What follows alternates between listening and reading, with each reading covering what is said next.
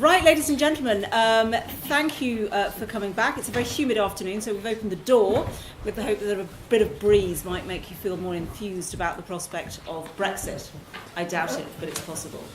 My name's Tanya Beckett, I'm a broadcaster. My job is to not contribute, you'll be glad to know, but to just try to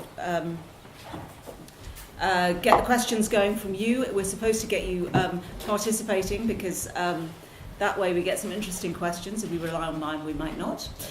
So we're going to have a view of what Brexit looks like from within the EU, yes, which of course there's been plenty of discussion about, but also from outside the EU. Not whether it's a good idea for Britain or not, but how it might affect other countries around the world, to the extent that it might, or whether they feel that they can move on. So we have a very distinguished panel with us this afternoon. You can see, no doubt, from your programme. We've got Nigel Bowles, who's former director of the Rothermere American Institute at Oxford. He's going to be giving us the American perspective. Ravi Kanbur here, who is professor at Cornell. He's going to be looking at things from the perspective of the emerging markets and the developing world. Barry Sterland, who is here, he's an Australian, he's at Brookings Institution, and he'll be representing the perspective of Australia. He's also been working at the IMF and representing Australia there. And Caroline de Gruyter, who is a Dutch journalist, works for Handelsblad, and she is going to give the European perspective of Brexit from outside the UK.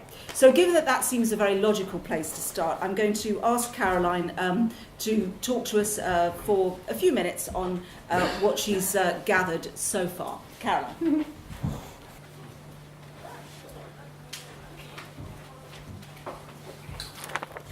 So, a couple of years ago, when I was a correspondent in Brussels covering the Euro crisis, another crisis, because it was full of crises at the time. I used to come to London a lot.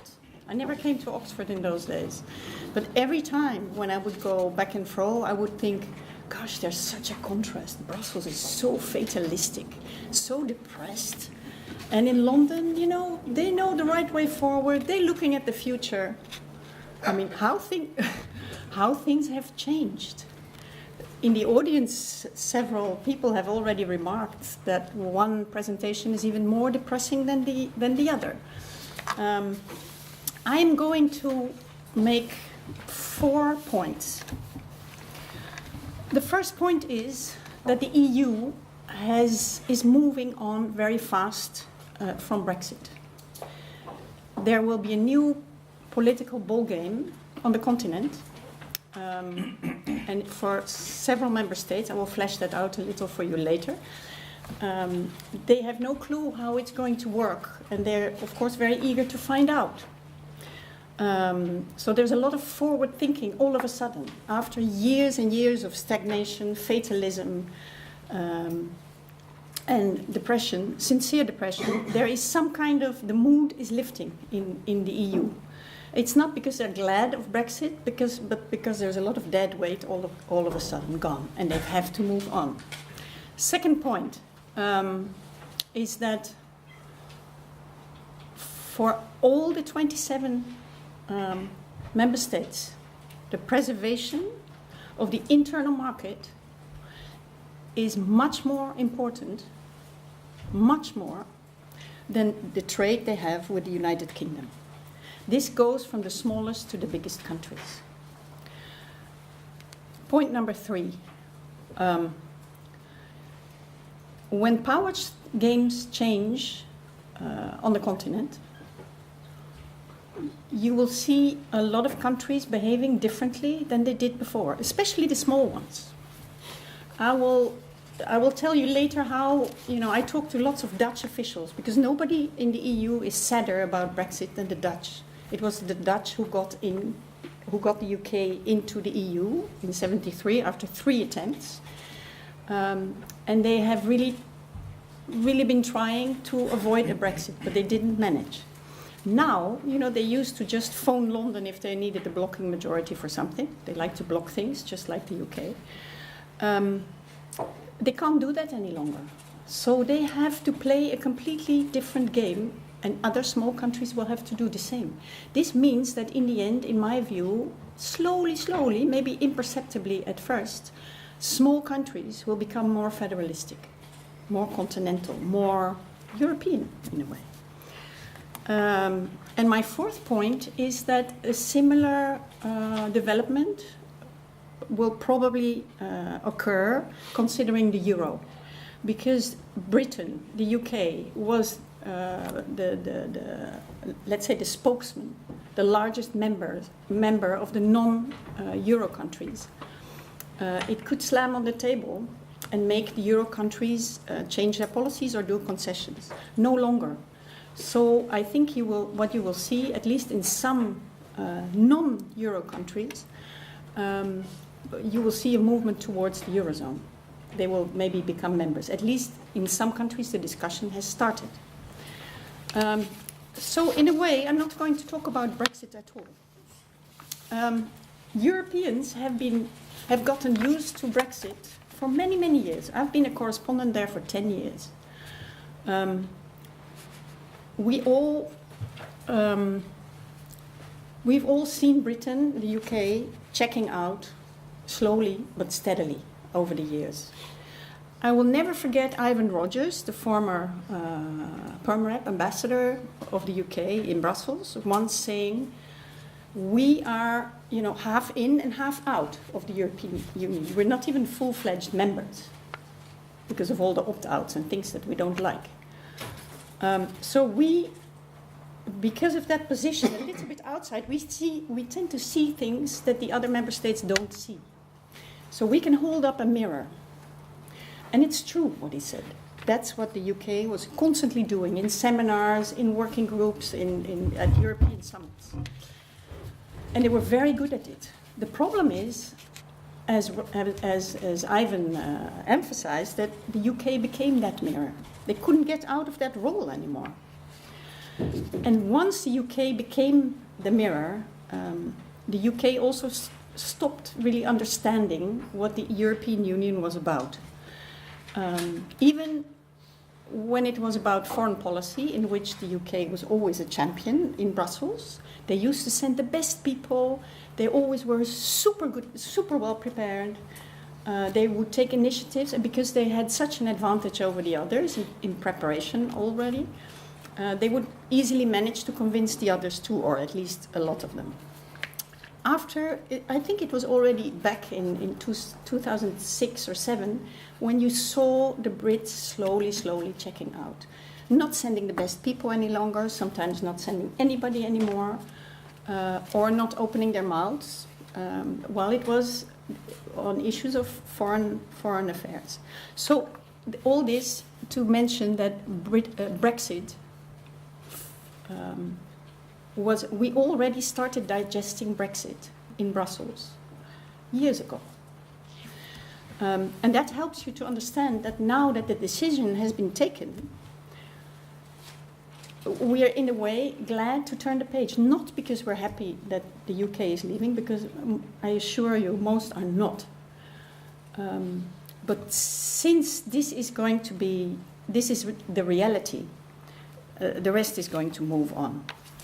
I think I attend a lot of conferences about Europe, and a year ago they were all called the end of the euro, the destruction of Europe, and so on. And all of a sudden the titles are changing. It is two-speed Europe, ? Or it is what future for Europe? Much more, I'm not saying that they know where they're going, but they have the feeling that they're about to embark on something new, and it gives oxygen, it gives fresh air, and it lifts the gloom. So everybody is focusing on what will be next. One thing that all member states are very keenly aware of is that the EU has to apply the rule of law. You cannot give the UK a special deal. There are so many rules and regulations for so many different countries. One is good in agriculture, the other one is much better in e-commerce, and so on. Geography differs, political cultures differ, so you need a set of rules that apply for everybody more or less in the same way. And the EU actually is the rule of law. So they will simply apply it to Britain too. I went to The Hague several times because I was really curious about. Maybe we could bend the rules a little bit, as so many people in the UK seem to think. And in the Hague, they said, yes, we would be very willing to do that. We love the Brits. We've been Anglophiles for a long time, but we will not embark on that. Because if we start doing this, trying to negotiate a bilateral nice deal with Britain and then confront the rest of the EU with it, the others will do the same. We are very small, and we don't want others, to take advantage of that. So once one member state starts, the others will do the same, and the whole thing will unravel. They were explaining to me that from veterinary rules to intellectual property rules to, landing rights of EasyJet planes, everything is European. It took us decades to build it. Blood, sweat, and tears, and a lot of yelling sometimes, and slamming of doors even. There is no way you can unravel all that, because it will just simply undo the whole order that we have, and we will have no landing rights left, we will have no veterinary rules or intellectual property rules left. It's just absolutely impossible. Another friend of the UK is Denmark. Northern, liberal, just like the Dutch. I often hear, I was in Chatham House, and there were people saying, yes, but the Danes, they're so Eurosceptic, everybody wants to do like we do. They want to exit. And they're really afraid of it in Brussels, and that's why they want to be harsh with us, to punish us. This could not be further from the truth. First of all, as I said already, nobody is happy that the UK is leaving. When you look at the specific situation of Denmark, Denmark is a very Eurosceptic country. They don't have the euro, although they blindly follow the ECB, whatever the ECB does, so in a way they have the euro. They are in the Eurozone while being out. But when you asked, and they don't like all this political Europe, but 53% of Danish export is to the internal market, is on the internal market. For them, this is much more important than trade with the United Kingdom. The same goes for Germany, the same goes for the Netherlands, the same goes for pretty much everybody else. So even in a Eurosceptic country, there is no way that they will bend the rules of the internal market just for the United Kingdom. It will not happen. And for some it will be difficult to swallow, but their priorities are different. In The Hague, I've heard something that I've never ever heard before. We will follow Barnier. Barnier is the main negotiator on Brexit at the European Commission. And he's a Frenchman. The Dutch hate the French. Everything that goes wrong in Europe is always blamed on the French. We follow Barnier. I hadn't expected this at all. Yeah. Bilaterals, I've had that already.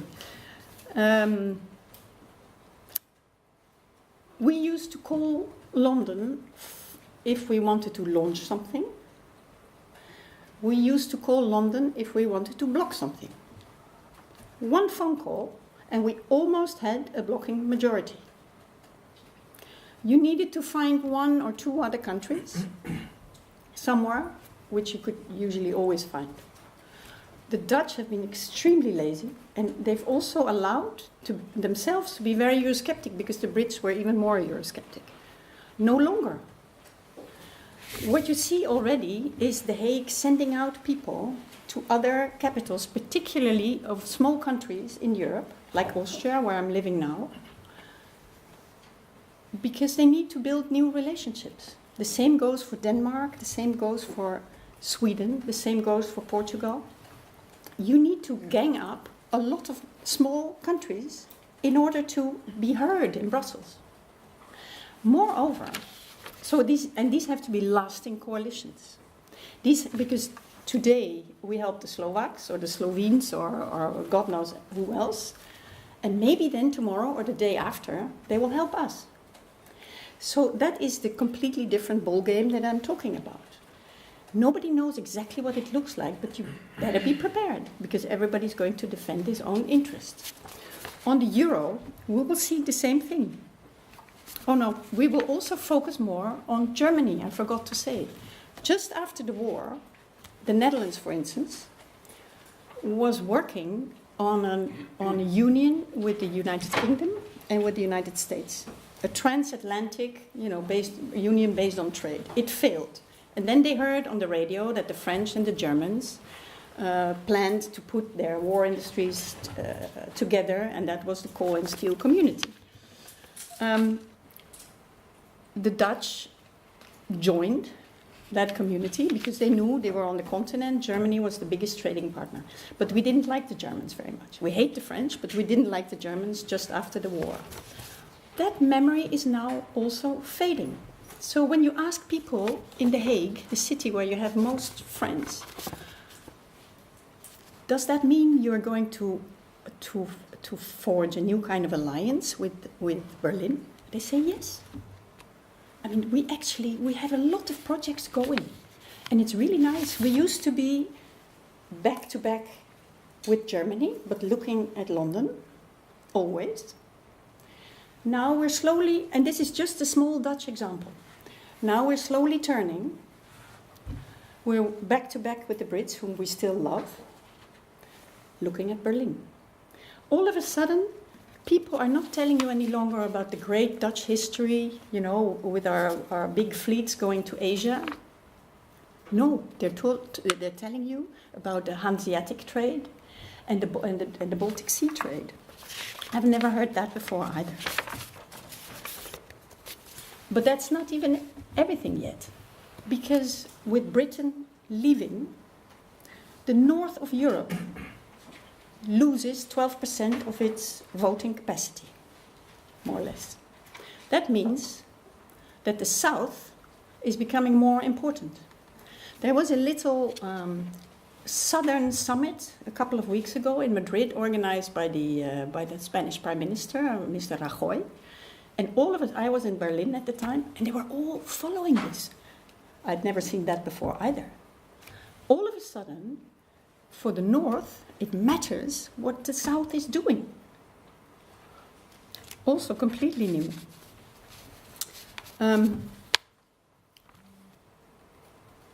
Now the Eurozone.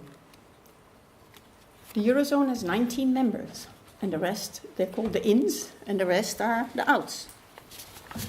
Now the outs, thanks to Britain slamming on the table, has guaranteed from the Eurozone that if really the push comes to the shove and the Eurozone, in order to stabilize the euro, takes important decisions on banks, for instance. Banks who have important operations in non-Eurozone countries, that if they're all together and make a very good argument, they can block the decision or moderate it. It's an emergency measure, but the outs have been able to secure this a couple of years ago. I was then still in Brussels, so I followed it closely.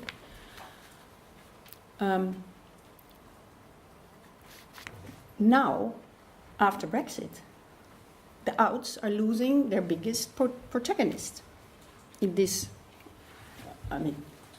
ball game. That means, I was talking to a Czech politician the other day, and I've checked this later with people in other non-Euro countries, Eurozone countries. He said, there's a discussion coming up in my country, in Prague at least, about quickly joining the Euro. And it's not for monetary reasons. It's not because they think the Euro is a great project, or all of a sudden they will be able to sell it to the people. No, it's for political reasons. Because otherwise they will not be heard in Europe any longer. So all these movements are, how do you call that? Federalistic, maybe is a big word, but they all point towards integration. I'm not saying everything will be rosy, because it will not. It never is in the EU. The EU, Brussels, was invented member states were always shooting at each other with munition. And Brussels was invented so they would be able to shoot at each other with words. And that's what they're still doing. And they're doing it very well. And this will continue. Europe will always be about compromises. And compromises will never win the beauty contest. They're never black, they're never white, they're always muddy and grey. But they gave us prosperity and they gave us peace, stability for over 70 years now. I think with all the rocky things that have happened during the past, well, almost 10 years, with the banking crisis starting in 2007, it's been 10 years. All of a sudden, it is dawning on many people that maybe the EU is far from perfect. But we'd be fools to throw it out of the window as well. So what do you see now on the streets of Europe? And then I will close. On the streets of Europe, you see lawyers, people who never have taken to the streets before. On Sunday afternoon at 2 o'clock, in more than now 120 cities all over Europe, they take their European flags, and everybody's like, oh, this is so clumsy, but it isn't. I think there is something coming up, and you see it with Macron having won the elections in France on a very pro-European ticket. You've seen it with von der Bellen, the new president of Austria, who was saying during an election campaign, who was advocating more European integration, not less. These people, they've just spoken out and they've managed to convince a lot of people, and especially the silent majority, the people who don't want their boats to be rocked too violently. And it has unleashed something. In the Netherlands, Geert Wilders has still 13%, but it's much less than a lot of people were thinking. So I think there is a chance now. I'm not saying we have completely turned the page, but thanks to Brexit, it was in a way the ultimate shock. Thanks to Brexit, the anti-populists and the pro-Europeans who have been silent are slowly finding their voice. And I think this could be a chance. Let me. I mean, we need caveats, of course, but also in that sense, we are turning a page on the crisis and on Brexit. Thank you. Thank you so much. Thanks very much, Tanya. Thank you all for being here. I should apologise for only having recently come to St Antony's. When David Vines asked me to take part, I explained that I was going to spend today in investment committee in college, where I've met many friends who are in hedge funds and investment banking, and all of whom seem to be mostly pretty relaxed about Brexit. I've yet to hear a very, and especially coherent argument in favour of Brexit from them, but nevertheless I'm returning to the meeting, which will continue in an hour from now. So I hope for better this evening than I've heard thus far. I should just make clear where I stand on, in general terms, on British exit from the EU. I think it's a catastrophic foreign policy decision. I think it's the worst since Suez, and probably more consequential even than Suez. Now, I begin with a disavowal. When David very kindly asked me to take part in this occasion, he said, I'm looking for a US citizen, for an expert on US foreign policy who's also an expert on the EU. But I couldn't find anybody who fitted those categories, so would you do it?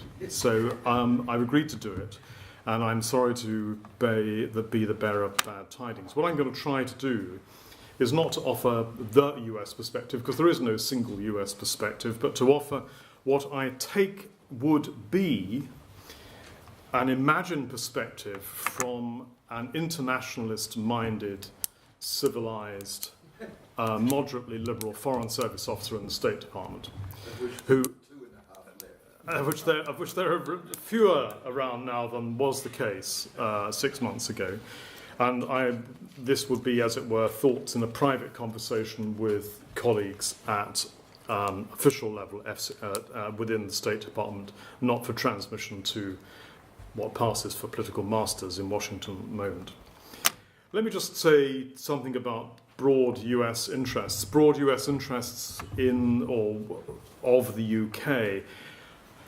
I take those interests in the most general sense to be those of the United Kingdom remaining a law-governed polity characterised by political stability, thirdly by being and remaining a secure home for investment by American companies and individuals and investment houses, fourthly to be a cohesive state, fifthly, to continue broadly on the post-war track of 2.5% trend rate of GNP growth, preferably increasing its defence expenditure beyond the slightly fiddled 2% figure of GDP, which the current government claims to be spending. Next, to be a secure defence and reliable defence partner. And finally, to be a bridge to the EU, an articulate exponent of the causes of freer trade and of liberal values. So much for that. Almost all of those interests, it seems to me, are now at risk. And I think we ought to keep in mind, as we think about risk for the United States in this context, and indeed for other participants in this unattractive, rapid evolution of international relations, that we might want to distinguish, as indeed my colleagues in investment committees in Oxford do, the distinction between risks that we can manage, even as a hegemon, risks that might be hedged by the hegemon or with that hegemon's encouragement, and other risks that might merely be monitored. I think also we need to keep in mind, as I am quite sure US Foreign Service officers necessarily do, that almost everything that we would like to know about the future with respect to the relationship between the United States and a Britain which is divorced from Europe, and I use that word deliberately, almost everything is uncertain and unknown. Let me now say something about the United States, because I cannot speak about projection of US interests and formulation of US foreign policy without making 3 or 4 observations about the United States. I am struck that the United States has, not just since January the 20th, but especially since January the 20th, 2017, been ceding strategic leadership globally in 2 respects: in Asia to China, and as an international rules setter more generally, especially in trade. I note that both of those developments are ones with which the current President of the United States appears broadly content. Secondly, it seems to me, and I think this view is indeed widely shared in official levels in the State Department as elsewhere by senior civil servants in Washington, US presidential leadership at present is incoherent, unreasoned, and volatile. There have, I think, been significant improvements to national security decision-making since the appointment of General McMaster as National Security Advisor, but notwithstanding those improvements, presidential control of the processes of national security decision-making is currently weaker than at any point since passage of the National Security Act in 1947, and arguably weaker than at any point since 1896. The chaos of process and the discordant tone of US foreign policy since January the 20th have, in my view, no parallel in post-war American history. This is an unpromising foundation on which to build any policy towards Europe in current circumstances. The third point I'd make about the United States is that the content of policy, it seems to me, and again I think this view would be what is indeed widely held in the State Department, lacks shape, lacks strategic purpose, lacks value and a sense of value and lacks any sense of historical connection. The disruption that Mr. Trump represents is a disruption justified mostly, I think, by the proclaimed act of disruption itself, and secondarily by a drive to self-enrichment, both persistent and pervasive, through a number of those who currently occupy positions in the White House. Soft power in general, and US diplomatic expertise in particular, are, in my view, already operating at discounts that are harming the United States' national interest as it stands.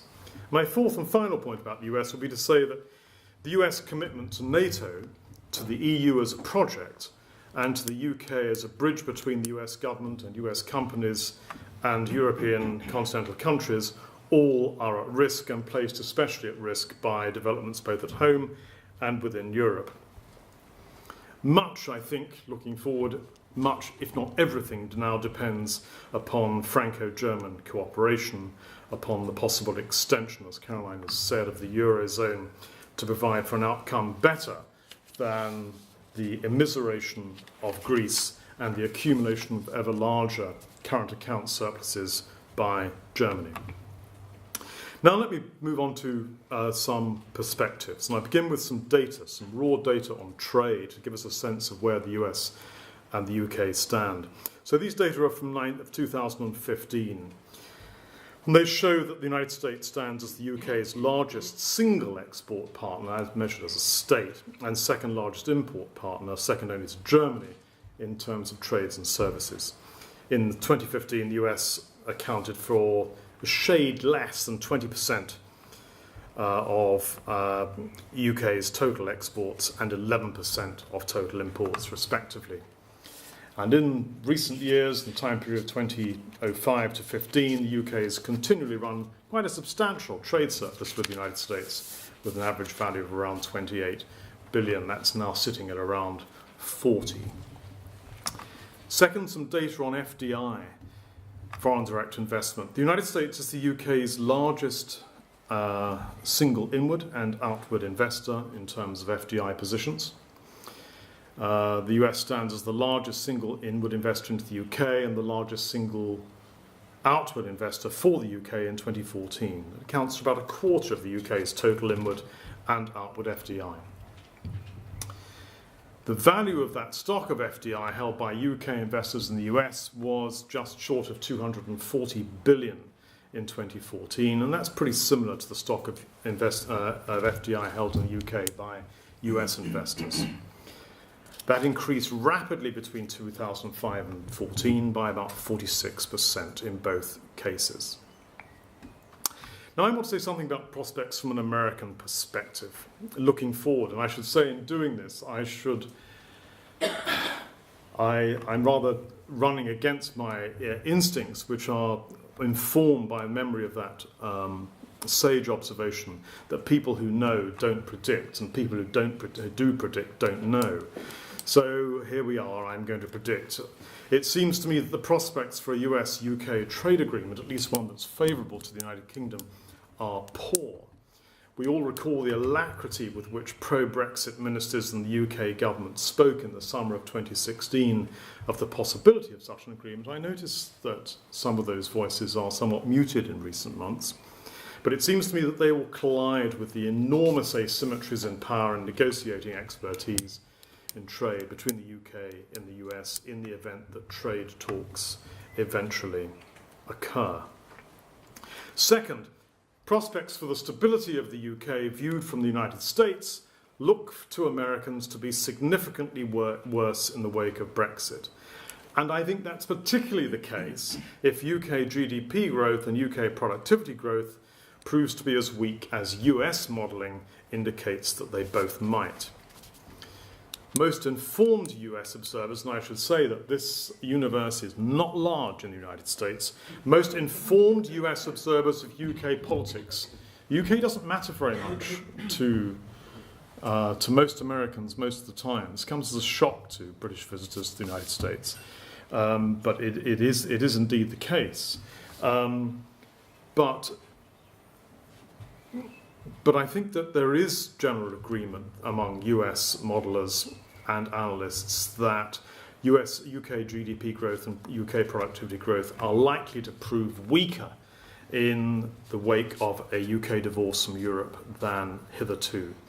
Scottish separation from the UK is thought by most informed US observers of UK politics, and it's a subject which attracts a lot of attention in the European desk of the State Department. Scottish separation is thought to be at best a 50% probability in the next decade. That's a big risk. I note too that the question of the Northern Ireland border has the potential to disrupt not just trade and labour mobility, but to undermine the broader constitutional settlement between the UK, Northern Ireland and Ireland. It hardly needs to be said that for the United States, our UK, a remainder of the UK, will be, or remaining UK, will be a significantly less credible security partner, a more vulnerable state, less capable, I should say even less capable, of defending its air and sea spaces against hostile powers with what remains of its surface fleet in the Royal Navy and the Royal Air Force, and a reduced diplomatic presence, I should say a further reduced diplomatic presence. That, it seems to me, is a stable, settled view amongst sane people in Washington, of whom there are many. Thirdly, I think that we can broadly share the estimates within the US and UK governments that in the short run, trade is likely to contribute positively to GDP growth in the short run.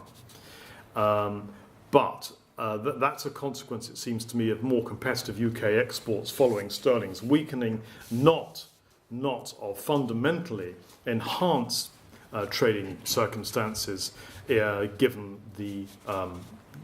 Britain's triggering of negotiations to exit the EU, and to some extent of reduced import demand as UK GDP growth slows. The risks to those forecasts are all on the downside.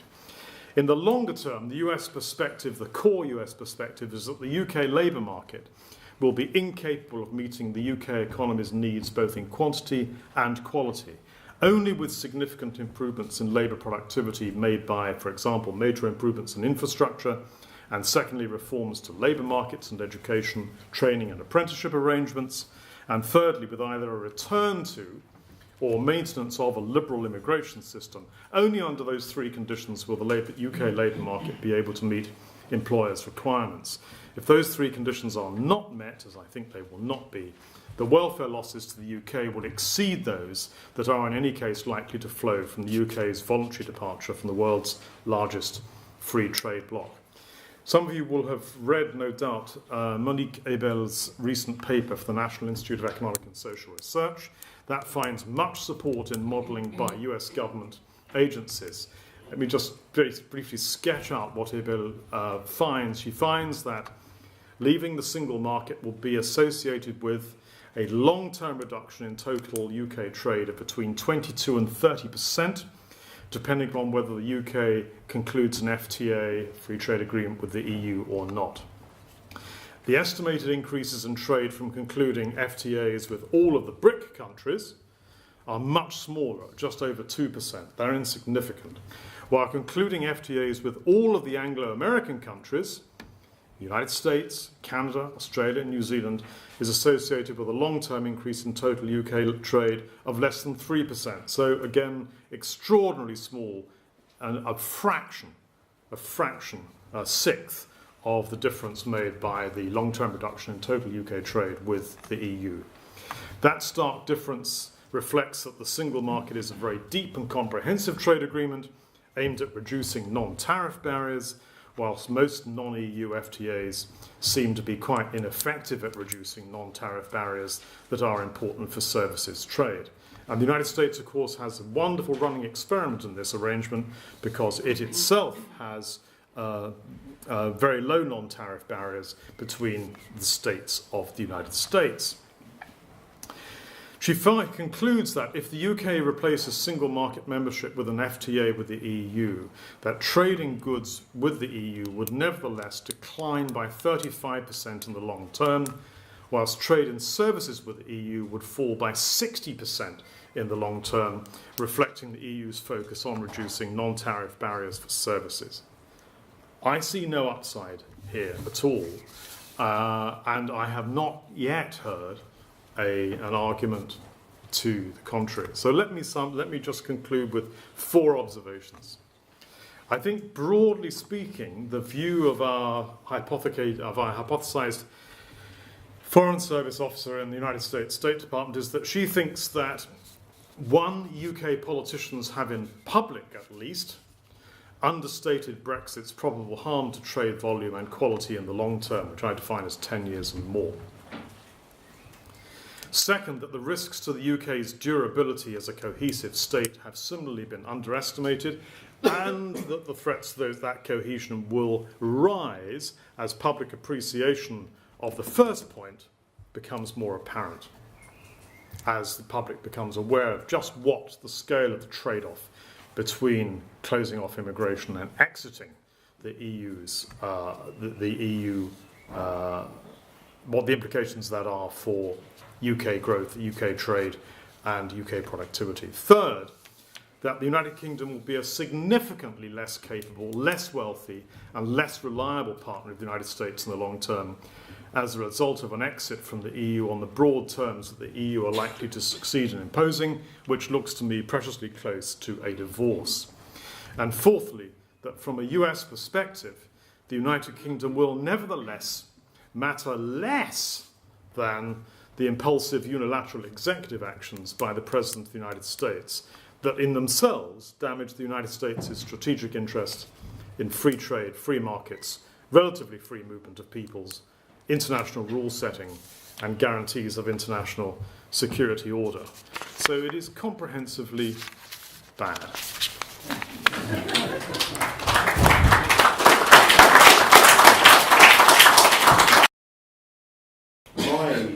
I'm going to take just a bit more of a macroeconomic approach. That's my field, and look at some of the risks and how the Brexit risk sort of sits in the panoply of risks that face the Asia Pacific. So it's to sort of give you a perspective of how much we're caring and interested in the issue. But I think that has an implication for how the UK sees its own choices too. And then David Vines asked me to give a little bit of a sense of how Australia's own experience in the Asian region and what lessons, what perspectives that might bring. Now, there is no one Asia Pacific view, there's no one Australian view. There's countries there have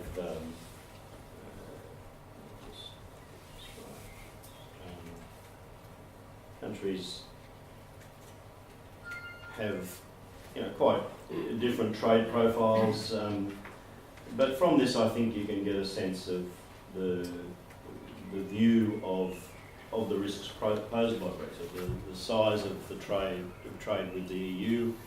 People have different interests in this, but all of them have higher trade with the EU than they do with the UK. A couple of the smaller, I think Hong Kong and Singapore, have a different relationship with the UK, particularly at the investment and financial institution level. But countries there have different perspectives. Countries there have very different social and economic relationships, political and economic relationships with the UK, so that also produces a bit of variation. And I think a point that people have made is that within those countries they're undergoing transformations. I think of my own country, as time goes on, its population is changing due to immigration, demography, and the weight of economic interests. So the countries that the UK is dealing with are also undergoing their own transformations, and that will affect their outlook.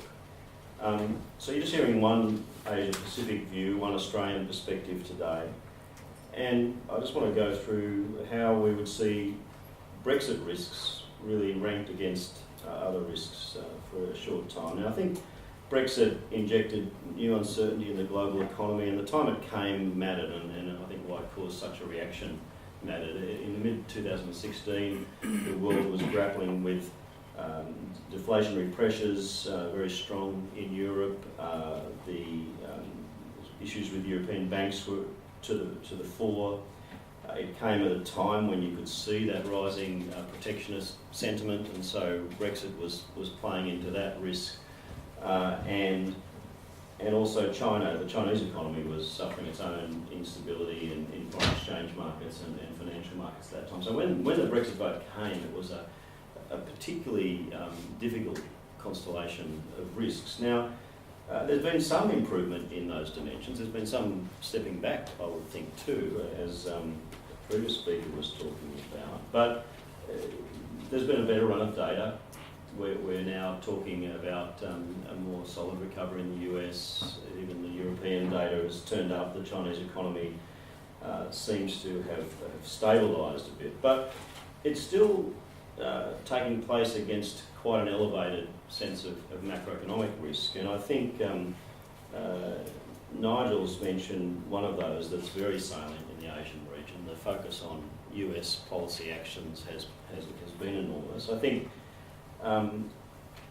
think those perceptions feature very strongly at the moment, but I personally caution about taking them too literally. I think we have, I'm not disagreeing with the risks that are there and being talked about all the time, but the conversion of that risk into action is very difficult in the US system, as we all know. One of the risks that I think we need to focus on, and certainly Asia's quite focused on, is the turning of the monetary cycle alongside what could be a US fiscal expansion that sort of comes at the same time as financial conditions are tightening. We've been there before, that happened, and it's often that sort of combination of factors, including rising interest rates, has produced some of the emerging country crises we've thought of in the past. So there's risks we know about retracing financial regulation, some of the protectionist pressures. I think for some of them, some of the institutional and other things in the US could restrain those, the division of powers. But there's a sense in which that constellation as the monetary policy cycle turned, there being an interest in large tax cuts that could come and add to some macroeconomic instability. That's an issue that I think is getting a lot of focus in Asia because of just how dominant dollar funding is in Asia. So that's one risk. There's still a residual focus on the European, the Eurozone, the banking weakness there, even with the recovery in the economy, the optimism you were talking about, that's certainly coming through. But there's still a wary eye. It's produced some shocks coming out of there in the last few years. But I think by far the biggest risk really that we would be focusing on in Asia is really the China's own economic prospects. And it again has improved, but the credit extension there is still there, the booming credit, the extension in some financial institutions there. And as you can see, the spillovers coming out of variations in Chinese growth have an enormous impact on both commodity exporters and Asian emerging economies. And so in that sort of context, it's sort of not surprising now that Brexit, I think, ranks lower than it did a year ago in the panoply of risks that are focusing the mind in the region I come from. But it's not just that there's bigger things to worry about. It's that it turns out the analysis from the impacts of Brexit, they turn out to be quite limited in the Asia Pacific region. And I think it's really just looking at the previous chart. It just flows from trade flows, and even with some of the stronger investment and financial relationships, I think there's a sense that when you've looked at some of the modelling, when they do have the international modelling through it for the Asian region, you see that's where the smaller impacts are. And if you compare them with the sort of impacts we would feel from either something changing materially in China or a US policy, macroeconomic policy mistake, I think they don't rank nearly as high. And there's also been, and this might be where the complacency fits in, I'll wait to come on to that. There's also been a sense that risks have diminished somewhat. There's been a bit of complacency about Brexit, which I'm certainly losing any of sitting through today's discussion. But if you think about the previous chart, where the main interest, economic interest from Asia is how that impacts on the EU, and I think the sort of, as you've looked at the red and the blue column in this chart, the red one might be a false sense of complacency, but the blue one, there seems to have been the euro and the threats to the EU coming from Brexit seem to have played out as much. And so the bigger trading partner, that was one of the big risks looking at it from the point of mid-2016. Those worst case scenarios don't seem to have developed. So that's sort of broadly how I think the region would see things from an economic perspective. It ranks much lower in terms of interest and concern. If the things we're watching are, does it flow through to some of those wider European weaknesses and vulnerabilities or not? And then to step back and say, well, what does this mean for the US, for the UK? Well, I think as the UK renegotiates its relationship with Europe, it's got to be aware of all the other things happening in the world and some of those two-sided risks there. There's not many examples, almost for obvious reasons, of countries that have actually voluntarily or have left preferential trade arrangements in a major way. Ironically, two of the biggest examples would be the Australian and particularly New Zealand, when they lost preferential access to the UK market in the 70s. That came at a very bad time. There was an oil shock, and it sort of shows that the things that are happening elsewhere in the world matter for how well you adjust. Now's not the worst of times, with the economy strengthening, the international economy strengthening a little bit. It's also not the best of times if you think of where this chart shows that sort of structural decline in the growth of trade. To divert trade, you need trade to be growing. To divert it easily, you want trade to be growing in other regions. And there's been a lot of international discussion of just what the factors are behind that generalised slowing in trade growth. It's slowing in relation to GDP growth. GDP growth itself has been slightly slower. And you can see, at least in North Asia, Australia's key markets, there's been an uptick now. Maybe there's a cyclical dimension to that. But there's also a sense that the overall speed of trade growth is slowing, and that means it's not the easiest environment to be redirecting your own trade relations. So to me, all this reinforces just the common sense proposition that the UK's overwhelming priority needs to be to preserve and preserve its existing markets, natural markets, as much as possible. The markets it has as part of its membership of the single market. It's going to have to renegotiate because of the events of the last year. But this suggests that should be the focus, to get as good a deal of that as possible, and that will have implications for other elements of its bargaining position.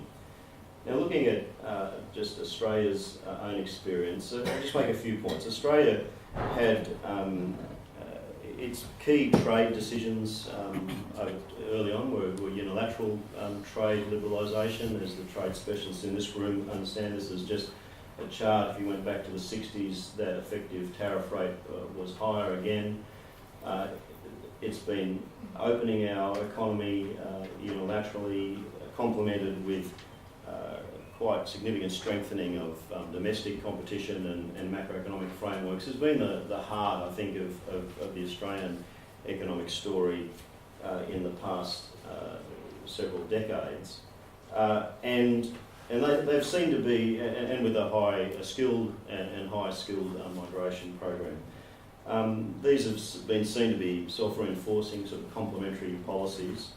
I think the second point about Australia's own story is just the massive change in orientation in trade. It hasn't largely been to do with trade policy, it's been to do with the complementarity of our economy with the region, and it's seen an enormous shift both to the region and within the region as different countries have moved up the production and development production chain and in levels of development. So you've seen this massive reorientation to do with, in a sense, that natural market, that geographically close and also complementary market. And I think the third thing, when we have entered into preferential and free trade arrangements, you can see they've been virtually all clustered around our existing trade partners. They haven't been in themselves elements of hedging or diverting trade. They've been about deepening trade relationships with the people we already trade with. So the US free trade agreement fits with that, and the New Zealand one, which I suspect is probably the one that's the most useful model for the UK thinking about it, which is an integrated, we call it close economic relations. It's more than a free trade agreement. It involves people. It happens to involve free movement of labour, but it also involves standards and the sort of things you have with very integrated markets.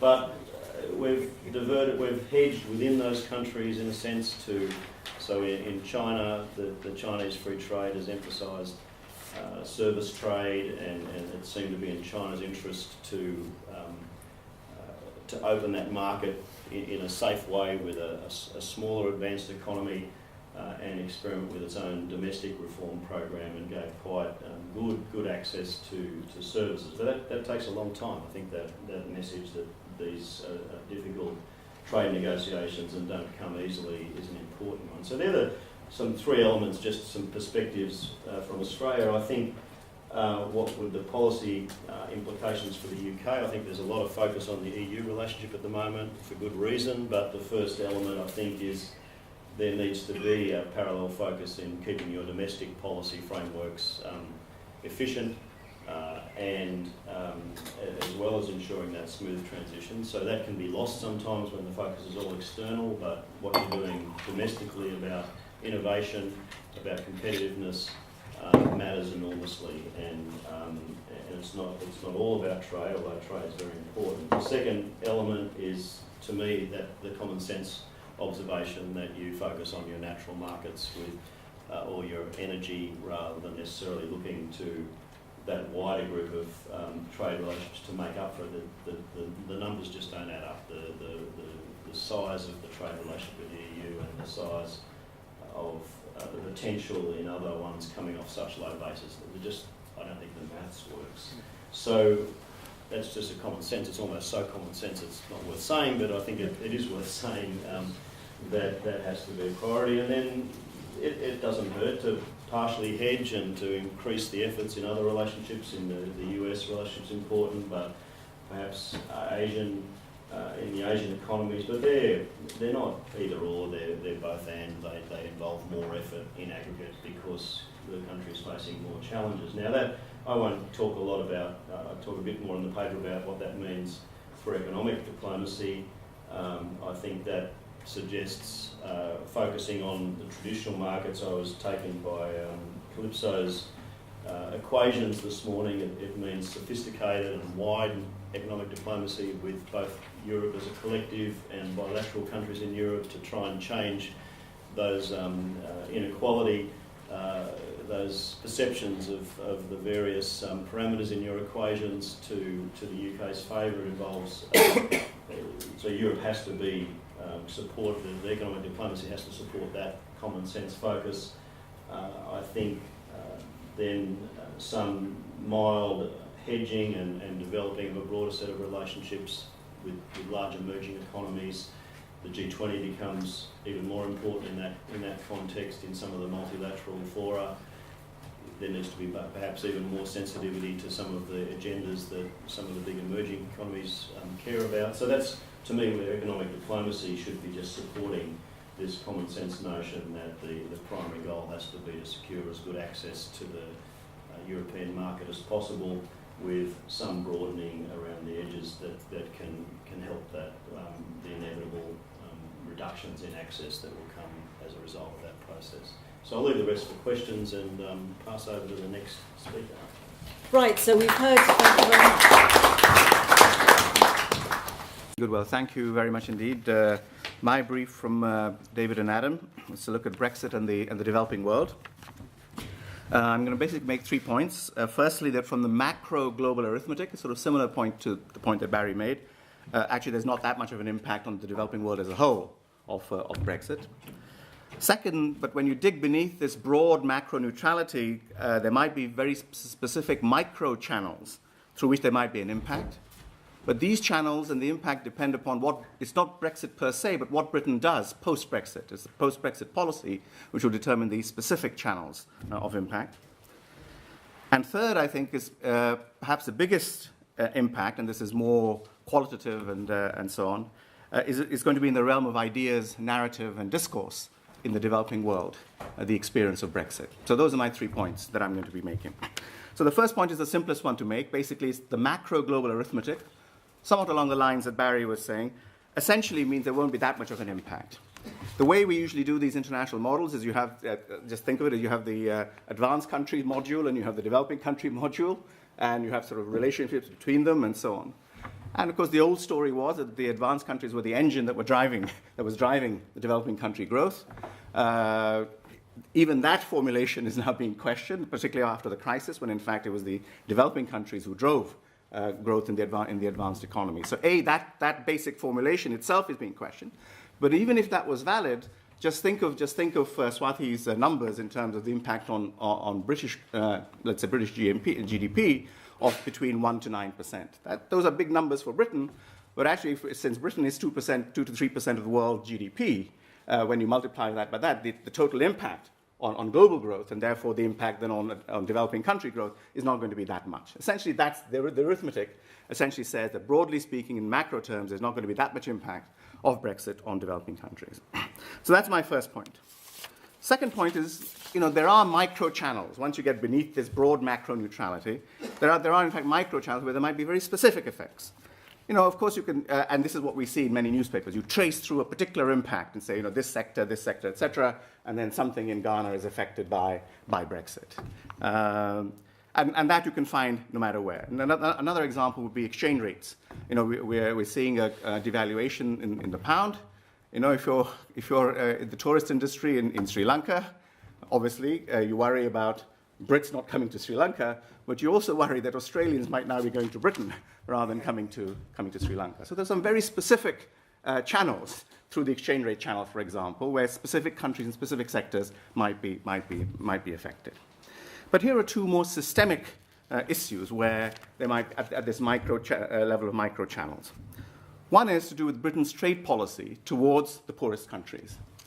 So when Britain pulls out of the EU, it will have to have its own trade policy because currently Britain's trade policy is EU's trade policy towards the poorest countries. And I suppose the general view, for example, that put forward by Paul Collier of this college, is that the EU policy is more protectionist towards the poorest countries than it should be from a development perspective. And that's because it's an amalgam of different countries' interests. For example, agricultural protectionism is higher than it should be if you were to take a development perspective in this context. So, you can see the chain of reasoning. Britain pulls out and then institutes a policy of low protection against the poorest countries in agriculture. If that goes through, then of course that particular microchannel will have an impact on the poorest countries. But the question is, will that go through? Because for the very same reason that we have agricultural protection in Europe, you have to think through the political economy of whether, in fact, when Britain pulls out of EU, it will, in fact, have a less protectionist policy vis-à-vis the poorest countries or not. So that's the sense in which I mean that these micro-channels, it's not the fact of Brexit per se, it's what happens to British policy after Brexit. That's key, and you have to follow it through. The second area, this sort of micro-channel, is of British aid. Now, British aid has actually been growing quite fast, as you know, and even before the 0.7% commitment in law, it was growing quite fast. And in fact, in very many different ways, Britain's influence in international organizations has been growing a lot because of this aid channel. Some years ago, I was chairing an evaluation of the World Bank's analytical work on India. And we went. It was a team, a commission that went to India, and the first office that we visited was DFID's office in India. Why? Because they were financing most of the technical analytical work of the World Bank in India. Okay? So a growth in British aid funding has actually led to a certain type of increase in influence in these international organizations. Now, roughly speaking, again, the numbers vary, but 1/3 of British aid, we're told, goes through the EU. If now it doesn't have to go through the EU, and those numbers written on the bus, if that partly included this aid flow, again, it depends upon what is then done with that money. In fact, will that money then not be put into aid, in which case there'll be a reduction of total aid flow. On the other hand, if that money is indeed put into aid, and Britain uses that, for example, to increase its contributions to IDA, the World Bank soft loan window, it could actually increase its influence in those institutions considerably. Because unlike the 2% weight of Britain in the world and so on, in these institutions, the ranking of your contribution matters. So as you well know, in the US, in the World Bank, the US with a 15% share, 16% share has veto power, because the Articles of Agreement give you veto power with 15%. So all you need is 15 point something to have veto power in this. So ranking matters in these institutions. And if Britain chooses to use its additional funds released from the EU aid budget in this way, it could actually move up the ranking and increase its influence through that channel. But again, the point is that it depends upon what Britain does. It's not just a fact of Brexit or not. So that's my second point, that there are these micro channels which you can indeed trace through, but a lot of them depend upon not the fact of Brexit per se, but what happens to British policy after Brexit. So let me conclude then with my third point, which is that I think perhaps an underappreciated impact of Brexit on the developing world might be in the realm of the world of ideas, of narrative, and political discourse. Let me take 3 examples of this. The first one is on inequality. Rising inequality, particularly in East Asia, as Barry will attest, is actually a big concern in East Asia, in Asia generally, but in East Asia particularly. In 2012, we did a report for the Asian Development Bank called Confronting Rising Inequality in East Asia, in Asia generally. And it's clear that Asian policymakers became worried about inequality before Brexit. That's very clear. And you just have to look at the facts, inequality rising, and we did a survey of policymakers, and all of them said we're very worried, and so on. You can have a look at the report. It'll be on the Asian Development Bank website. So the question really is, but this narrative of rising inequality being associated with this monumental decision to leave the EU, that particular narrative, I believe, again, this is very anecdotal, is playing into that discourse of rising inequality in Asia. Okay? So I think that's one route through which the fact of Brexit and the impact of rising inequality on Brexit may in fact impact the debate, or the already existing debate in Asia, in developing countries, particularly in Asia, on rising inequality. The second area where I think this could be important is in the area of trade arrangements and trade agreements. So, this country, Britain, leaves a trade agreement. Well, how is that interpreted in a part of the world, as David Vine said, where trade agreements are very, very important? He described what was going on. Where were you, David, for that? In Kobe, part of the world. So you could have one of 2 interpretations. Okay? One is, and it depends upon what happens after Brexit. Okay? One is, Britain left the EU, nothing much happened, it went on its growth trajectory, trade agreements. Okay? The other is, Britain left EU, there was a shock of 3% to GDP or 7% to GDP that tells you the value of trade agreements for Asia, for the Asian region, and so on.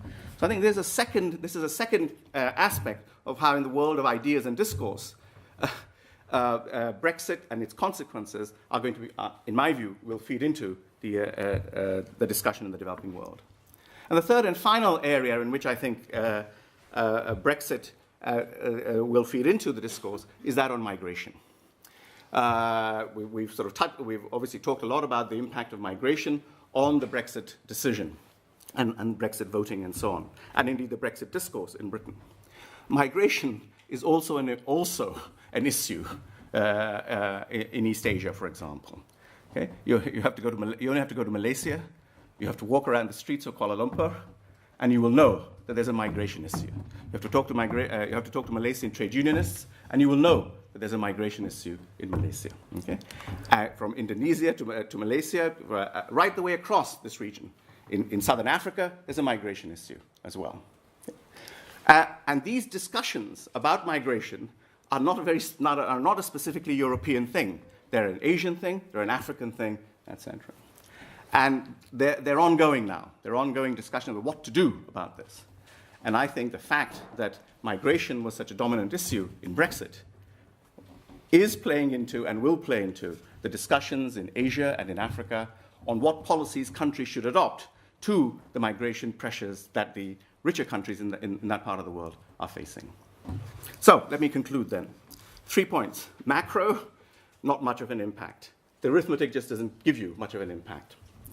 Micro, once you go below that, micro, there are specific channels through which there might be an impact, but those channels depend not on the fact of Brexit per se, but post-Brexit policy by Britain. And the third is in the world of ideas, whether ideas, narrative, and discourse, the forces which underlay Brexit, the rising inequality, the strictures of the trade agreement, and migration, I think will play into the discourse in the developing world as well. Thank you very much.